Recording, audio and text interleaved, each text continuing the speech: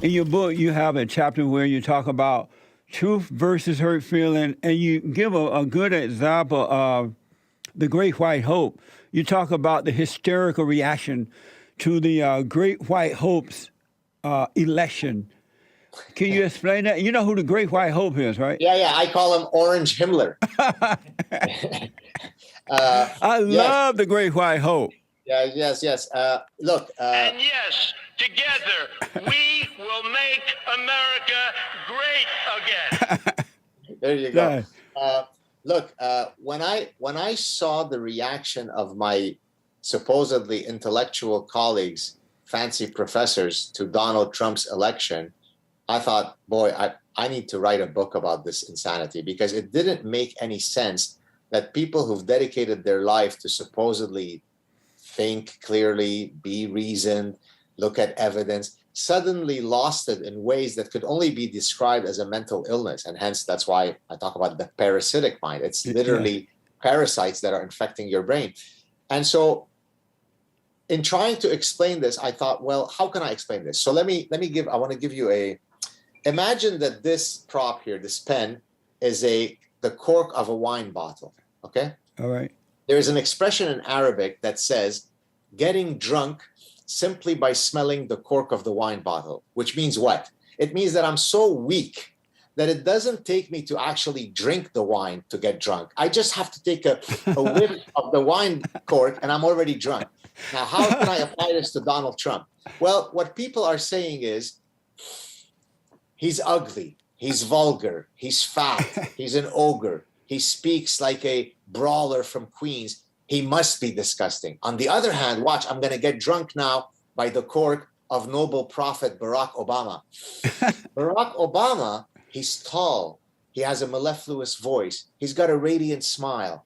He speaks with lovely cadence. Even though every single syllable he says is a complete empty platitude of big pile of BS. Yes. My God, I'm getting drunk. You see, look, I'm getting drunk. So what's happening here is I'm getting intoxicated by my emotional system, my feelings, right? I hate Trump.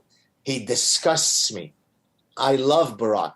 But if you are judging someone for such an important role as to be your president, you shouldn't be activating your feelings. Yeah. You should be activating your cognitive system, right? So even though many of my colleagues loved much more the policy positions of Trump, they couldn't get behind him because he's disgusting and vulgar.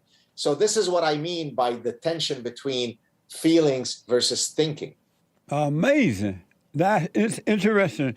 I noticed that a lot of people are caught up in their emotions today. What caused that, and why are so many people like that? Because I think it's a lot quicker to deploy your emotions, right? So think about if you were to attack me, what happens? My blood pressure rises, my heart rate starts going up, right? Because I have to deploy the system very quickly to respond to your attack. So your emotional system is one that is quickly to deploy, right? So I could either spend a lot of effort thinking about the policy positions of Trump versus Biden, which take a lot of effort, and I'm too lazy to actually sit there and think about it, or I could just very quickly deploy my emotional system. Since most people are cognitively lazy, they then rely on their emotions, right? Yeah. I hate Trump. Obama is a prophet. Vote for Obama. He'll save us. Trump is disgusting. Don't go for him. It's as simple as that. Yeah. People are idiots. I noticed that emotional people make the wrong decisions too because of that emotional reaction, and it's not logical. It's not common sense. Exactly right. Look, but by the way, this doesn't mean that there is no role for your emotional system to play in your life, because that also is part of evolution, right? If I walk down a dark alley because I'm trying to take a shortcut to get home, and I see 4 young men loitering around in that dark alley, my heart rate's going to go up. I'm going to start sweating. My blood pressure goes up. In that sense, my emotional system made perfect sense. But if I'm trying to solve a calculus problem on a university exam, triggering my emotional system is not going to help me do well on the math exam. So it's not so much that we are a reasoning animal or a thinking animal. We're both, The trick is to know when to activate which system. Nice. And so, are your children growing up with common sense?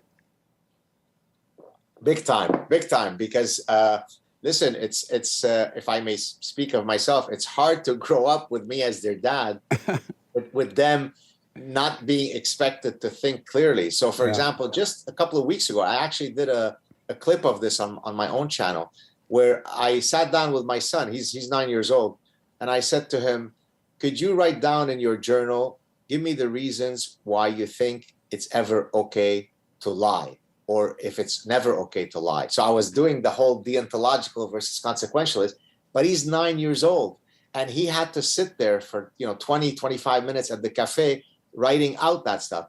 Well, this goes back to what we talked about earlier when you said it's all about having a father present and a mother present.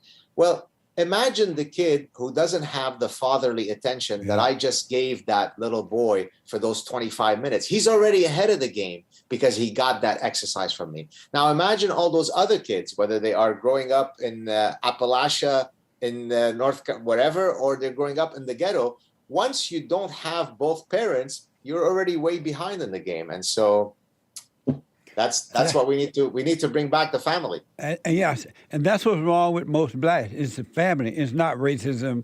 It's not white people. It's the family. I got to ask, you talk about Islamic and Ostrich. Ostrich. Ostrich Parasitic syndrome. Yes. Parasitic syndrome. In a few words or less, what is that? So an ostrich, as you know, the metaphor is that it buries its head in the sand because it wants to avoid reality. And so when I say ostrich parasitic syndrome, what I'm referring to is this malady of the human mind whereby people refuse to accept things that are as clear as gravity. So for example, if you have 37,000 terror attacks since 9/11 alone. I'm not exaggerating. Those are documented. Those are listed. There have been over 37,000 terror attacks in over 70 countries since 9/11 alone, committed in the name of one religion. And then you go to Western folks and say, so do you think that maybe the religion has anything to do with it? Which, by the way, in those 37,000 cases, the ones who committed the act will tell you on tape that they're doing it because of their religion. Then you get the Westerners who tell you, oh no, it's because of climate change. It's because of beard bullying. It's because of lack of art exposure. If only we had sent those lovely Muslim people to go to the museum more, they wouldn't have blown us up in Yemen and in Paris. That's ostrich parasitic syndrome, because it's saying no amount of evidence that I can show you can get you to see the reality as it is. That's a very dangerous way to navigate through life. That's amazing. I love the idea that topic on Islam and ostrich parasitic syndrome. It made so much sense.